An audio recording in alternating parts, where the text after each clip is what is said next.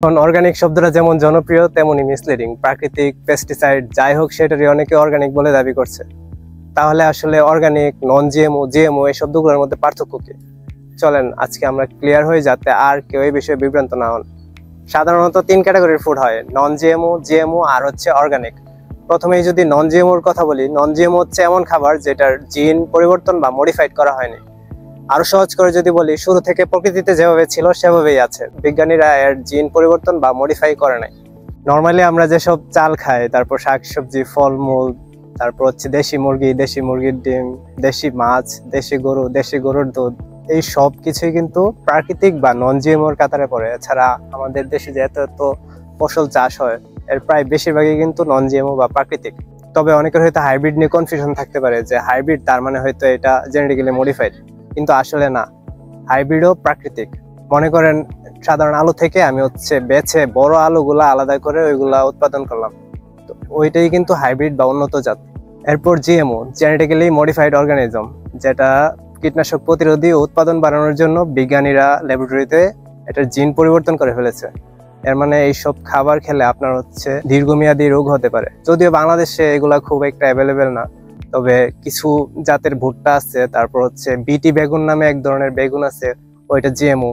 তারপর golden rice নামে একটা ধানের জাত আছে, যেটা জিএমও। এছাড়া আমরা যে সয়াবিন তেলটা খাই, এই সয়াবিনটা আসলে জিএমও। যদিও সয়াবিন বাংলাদেশে উৎপাদন হয় না, কিন্তু আমরা যে সয়াবিনটা খাচ্ছি ওইটা জিএমও বীজ থেকে তৈরি। তো সুতরাং এই সয়াবিন থেকে সবাইকে সাবধান থাকতে হবে। এবার আসেন জানি অর্গানিক মানে কি।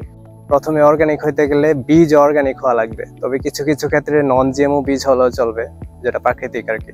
বীজ অর্গানিক বা নন জিএমও এর মানে এটা প্রথম ধাপ মাত্র পার করেছে। এরপর আরো অনেকগুলা ধাপ বা ক্রাইটেরিয়া আছে, ওগুলো উত্তীর্ণ হলেই তবে এটার অর্গানিক বলা যাবে।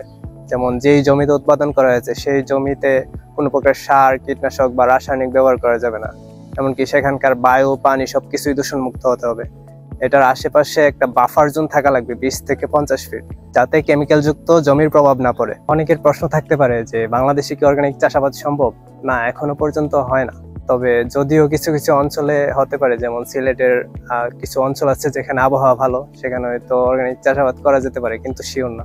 বাংলাদেশে যেসব ইউএসডি সার্টিফাইড অর্গানিক ফুডগুলো পাওয়া যায়, সেগুলোর বেশিরভাগই আসে আফ্রিকার বিভিন্ন দেশ থেকে। এছাড়া ইন্ডিয়া থেকে কিছু আসে, আমেরিকা, অস্ট্রেলিয়া থেকে আসে। অনেক নিউট্রিশনিস্টের মতে আমাদের 60% খাবার অর্গানিক রাখা উচিত, কিন্তু বাংলাদেশে কি সেটা সম্ভব? হয়তো না। তাই আমি বলবো আপনার খাবারের অ্যাটলিস্ট 10% অর্গানিক রাখার চেষ্টা করেন, আর বাদ বাকি যত খাবার আছে সেগুলো নন জিএমও বা প্রাকৃতিক রাখার চেষ্টা করেন। আর জিএমও ফুড যত সম্ভব অ্যাভয়েড করতে হবে। ধন্যবাদ সবাইকে। আমি আরিফুল ইসলাম, নানুবাড়ি থেকে।